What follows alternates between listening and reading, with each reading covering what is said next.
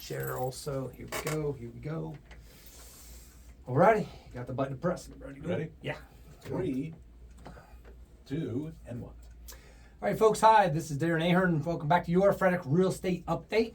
I'm with Remax Results, bringing you over 23 years experience in the Maryland, PA region on this beautiful summer day.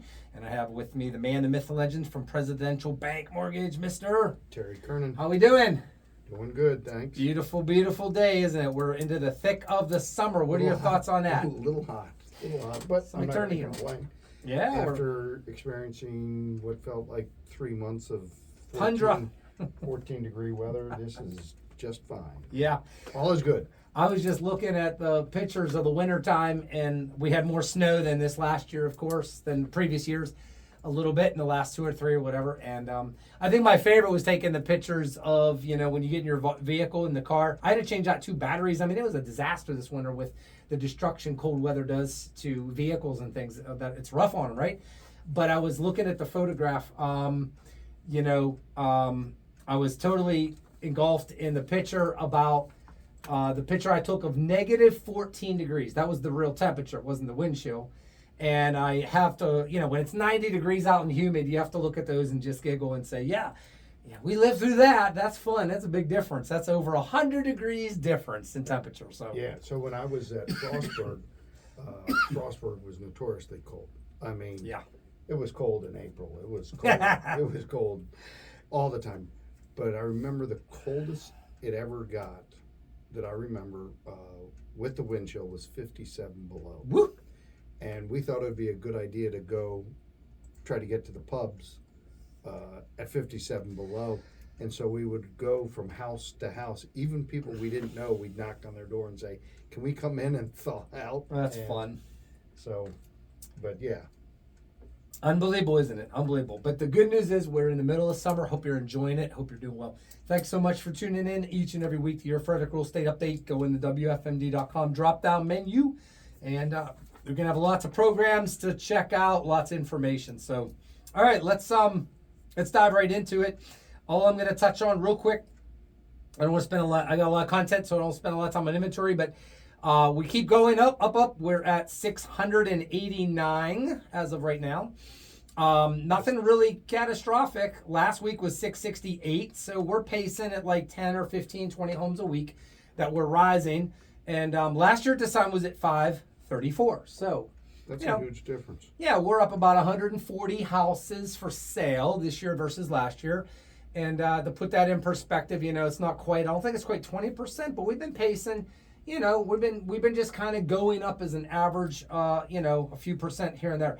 But I get it asked all the time, when does inventory typically peak out? And last year it was at 711 homes on October the 5th. So if the trend is our friend and everything holds true, we will see inventory continue to climb all the way into the fall, into October. Now, some people say, well, does that mean that buyer demand is really, really high all the way to October? It could be. It comes off, and then, with school start and everything.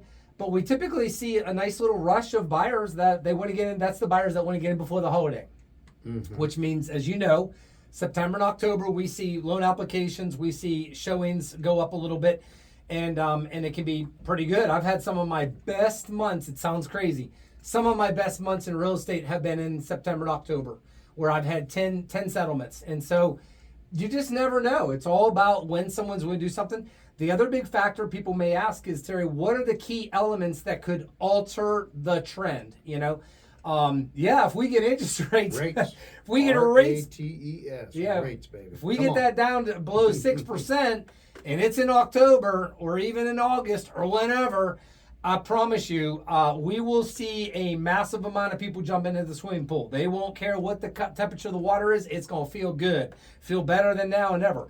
So that's really what it is it becomes rates affordability. It could be an incentive that's being done by, a credit or anything that could happen. And then and the other thing, Terry, outside of rates, though, I have found is, people's life changing. They're having more kids, or they get a new job or a promotion or something that says, hey, now's the time. We can afford to do this. We want to do this. We've been waiting to do this. And I have a lot of people, potential sellers, that's the position they're in. And I always ask them, what's important to you? What are the ideal conditions that need to happen for you that you're gonna, you're willing to give up the low interest rates? And I have some people, they don't have that low interest rate anymore. They're in the fives. They're at like 5 or 5.5. So when they see 6.5, they're like, well, that ain't a big difference at all. So it's all relative to your personal situation. But as a whole, when we talk very strictly about inventory, no doubt about it, we're doing really good. It still feels in general, on paper, it is not a full-blown buyer's market. It's not like we have 1,200 homes for sale. But I do know this right now, all the buyers I'm working with, and there's been a lot of them, they are very appreciative. There's more homes this year to choose from than last year. They definitely are not, having a fit about, what do you mean my search only has 5 homes in my criteria? Are you kidding me? They're starting to see like 20, 30, even 50 or more. And that's good. Instead, here's the difference. Terry, 18 months ago, I was getting phone calls from a buyer and they're like, hey, there's one house that just came up. And a lot of people text me. I look into it and they're like, let's go see it right now. And now instead of them wanting, we go see one house and that's all. Now we're going to see 2 and 3 and 5 houses all at one time. Different world when it comes to this inventory and how that works for us as well. So what are your thoughts? My thoughts are getting to that 700 number. We've said on the show, even back when inventory was under 100, we'd say, God, we really need to get to that 700 before pressure is taken off of the buyers to go, go, go, go, go, go. And that's what we're starting to see is we're starting to see rates are up. Okay, people are willing to wait. People are willing to, see how things unfold. Met with a young couple this week, first-time home buyers. Sat down with them, went over everything, and I kind of explained it as, right now the market feels like we're kind of in a slack tide. So if you're a boater or whatever the case might be, it's not a high tide, it's not low tide. We're right in the middle. It's kind of the slack tide. Nothing's moving. And so what we're taking a look at is put it into the real estate terms is it's not a buyer's market, it's not a seller's market. We're kind of right at that sweet spot, I think, where we're in between.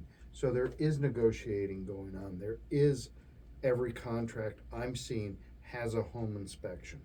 Okay? I mean, I was talking to somebody that did a cash deal and they're doing a home inspection. Yes. Right? Yeah, so, it's very rare to have it waived anymore. Yeah, so we're at that point where the buyers aren't being forced to do things they don't feel comfortable doing.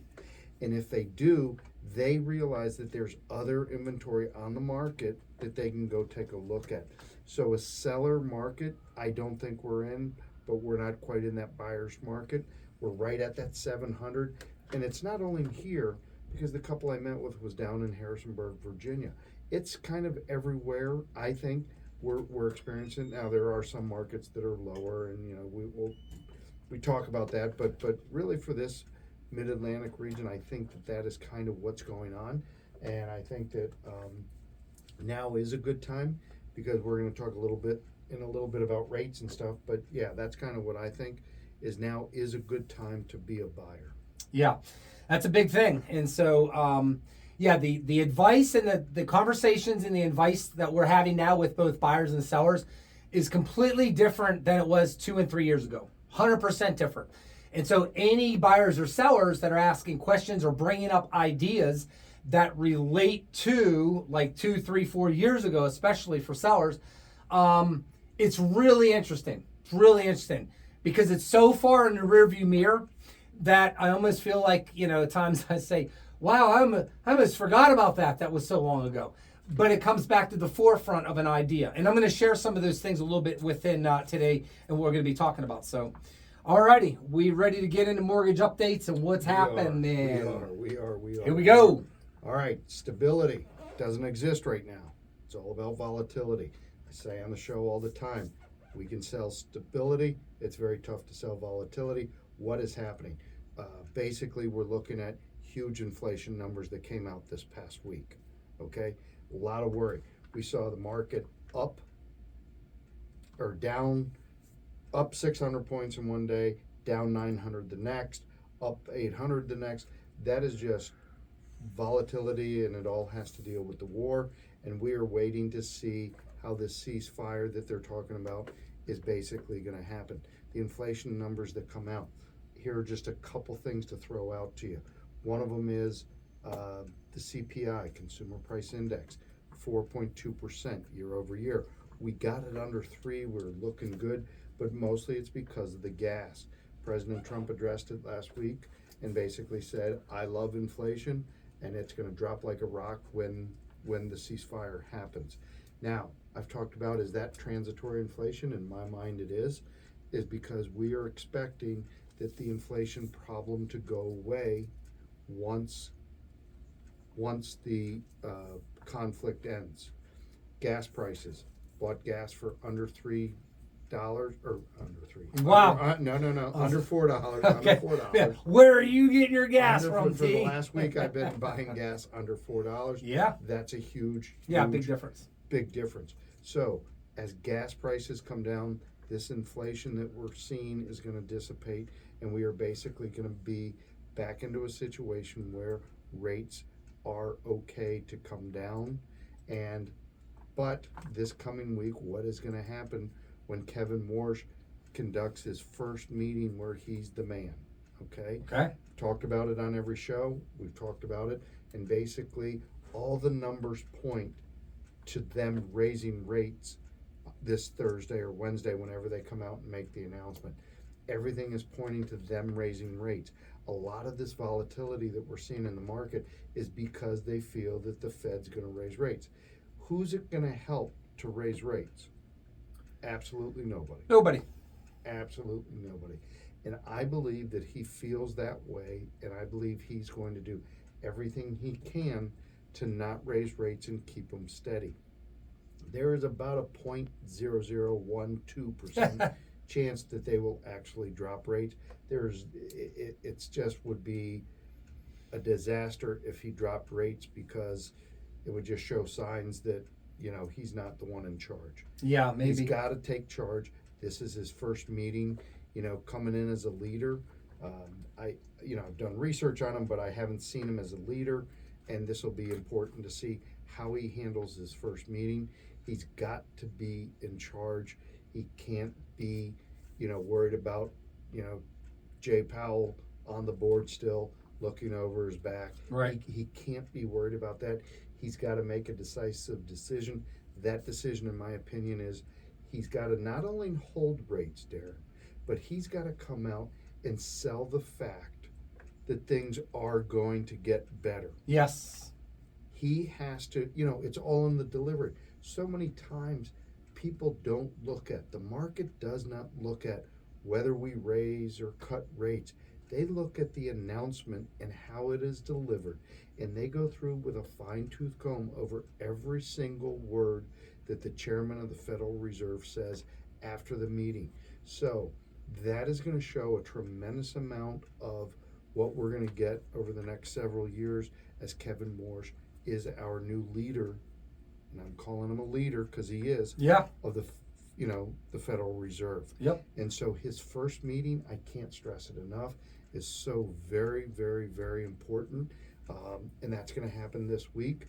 The 15th will be a big day, and we've got to basically look forward to him being a good leader.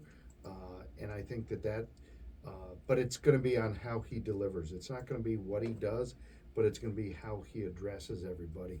Enthusiasm breeds enthusiasm. If he comes out and says, hey, things are looking good, things are doing all right, well, I know we've got some inflation we're dealing with, but things are going to get better, so I am not going to raise rates, nor am I going to lower rates. We're going to be in a holding pattern till all this gets settled down, and that's what all eyes will be watching on next week. So yeah, it's going to be wild. We want to remind everybody out there that, Terry, if for whatever reason there was this massive surprise and they lower the Fed rate like 0.25% or whatever, keep in mind, not only does that kind of tell one thing in general like you've described, but if they did that, mortgage rates have a very, very high probability rates would go what direction, Terry? They would go up. They go up. By probably 0.25%. Yeah, at first. Initial shock. And everybody go, wait a minute. I thought they lowered the rates. We've talked about this so many times. And so therefore, if And, so yeah, there you go. If they raise them and that lower them, they go up. If they raise the rates, mortgage rates may go back down, right? They may go down a little bit. A little bit. And So let me explain why. the that dynamics, is. right? The Explain the dynamics. dynamics of how that's not 100% directly related. So we are in a time where things aren't normal as they always have been. But if they come in and they lower the rate for some reason, there will be basically a lot of happy people. And what they're going to do is they're going to take money that they've been storing away as cash. They're going to take money that's been being stored away in the safe haven of the bonds, and they're going to take that out and they're going to throw it into the stock market. So the stock market will go up, and the yields on the bonds will go up, and our interest rates will go up. If they cut the rates, that's what will happen. If they raise the rates, that's not going to be good news for the stock market, but not everybody's going to take their money out of the stock market and put it into the bonds. What I've been seeing is people are taking their money out and putting it into cash. Yeah, safe. And not even putting it into the bonds. But we could see rates go down a little bit if they do raise our rates. Yeah. But I'm for let's keep it steady. Yeah, Let's keep it steady. Keep it steady. But Kevin, if you're listening, please remember that all eyes and ears will be on not what you say so much, but how you say it. Watch that body language. You got to have that enthusiasm. You got to sell it to not only the American people, but the world. Yeah. So there we go. No, that's good. It's going to be an exciting week. It's going to be a new dawn, as they say, and it's going to be interesting to see how things go forward. And the thing is, Terry, there's so many dynamics, and I know inflationary we talked about. There's so many dynamics to this whole subject is really important. But at the end of the day, you and I both know rates are important on many fronts and many avenues. But at the end of the day, buyers need to know why it's important to shop and get the information to know who's a good lender, who's qualified like you, who does an amazing job, who explains things, who's patient in making sure there's not going to be any major problems unless you cause it out there. And all of a sudden, what do? You get great customer service. You get a competitive, you are going to get a competitive rate, and you're going to get someone who cares enough to help you to do the best they can with what to work with to get the lowest monthly payment. And that is the thing that buyers, you should want more than anything else. And there's so many elements that go into that. And I just had a conversation last night, with a buyer about this, and it was quite interesting. So I'll be sharing coming up a little bit more on some of those things. So, all right, anything else? And we're ready to get into this? We're Let's good? go. All right. Let's go. This one I call The Tale of Two Transactions. Terry, you remember that I think it was a book, movie, whatever, The Tale of Two Cities? Yes. All right. So I decided to name this whole segment of The Tale of Two Transactions, okay? We want, as real estate agents, and what I mean by this is there are transactions, whether you're selling or buying, that from our point of view, as real estate agents that have done this many years, many times, we look at this as, how would we grade it? It's either, that was pretty easy overall transaction, right? No dumpster fires, hell wasn't breaking loose, nobody's crying, nothing's getting thrown. We call them slam dunks. We can call them slam dunks, they're easier and everything. These are the ones that we would identify as it's pretty easy. That wasn't. Now, these are very rare transactions. We're talking 2, 3, 5% of the time out of 100, right? Then you have your medium, had its challenges, certain aspects of it was easy to negotiate and go through. Some of it's very difficult, a little bit tough, glitches here and there. But it was basically, we would then call a normal transaction.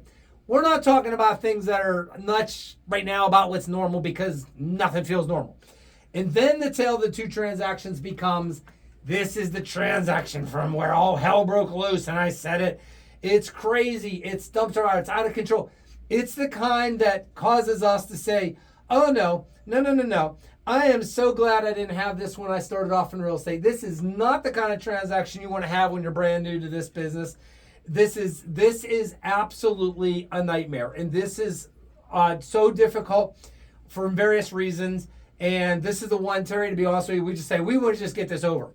No matter what happens, we want to get over. Whether the buyer walks away, or whether we got to fire the seller over it, or this happens or that happens, whatever it is, this is just tough. So we have our tough, challenging ones that are really tough, and then you have your easier ones. And those numbers, like I said, I thank God that not every transaction, is so challenging and tough to where you just hate it. You just hate all of it. It's just so crazy. I thank God that really there's only it's probably about 10 or 15% of transactions.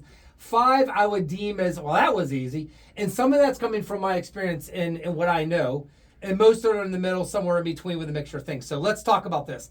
Let's talk about you want to talk about the tough ones first? Let's talk about the tough ones. Yeah, sure. Let's go. Let's just, when they say, I got good news and bad news, which one do you want first? Did you know that 95% of people say, give me the bad news?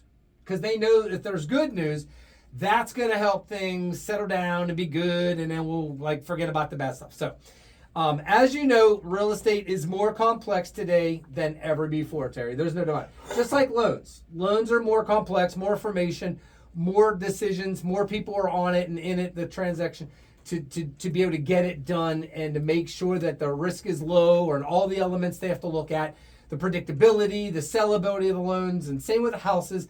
Same thing. There are so many moving parts. Terry, my seller and my buyer presentation, it has taken me 23 years and over 700 of these transactions to be able to get it definitive as I got it. And I love it. I absolutely love it. I mean, it's like the selling or buying Bible. I just give it to people and say, look, you just got to sit and read this. It may take 45 minutes to an hour, but I promise you, if you have any questions after this, you got a question if it's never been heard of by me, I'm surprised. It's something that's new, that is cropped up in the industry, that all of us have to endure and deal with, because we never had to deal with that before. It's a new law, it's a new rule, it's a something that is like that. So I take crazy great pride, Terry, in the fact that I actually sit down with buyers and sellers. My interview stuff, my time together with them is very lengthy on the beginning. I warn people up front, it's going to be at least an hour or two. This isn't 10 minutes, we're done. That would be a disaster, right? To not have that. And it's the same in your industry. How much time do you think with, the complexities and all the ins and outs and educating people, what's about the average time that you feel most buyers are like, yeah, that was really worth it. That was good. I understand what's going to happen. I know it's complex. Thank you so much. What would you put a number on that as far as time frame, you think? Well, if it's a first-time home buyer, yeah, you got to spend at least an hour with them. Okay. Yeah. Same thing. So the couple that I met this past week, I actually drove down to James Madison and down to Harrisonburg, and spent an hour and a half going over every little detail, because that was important to them.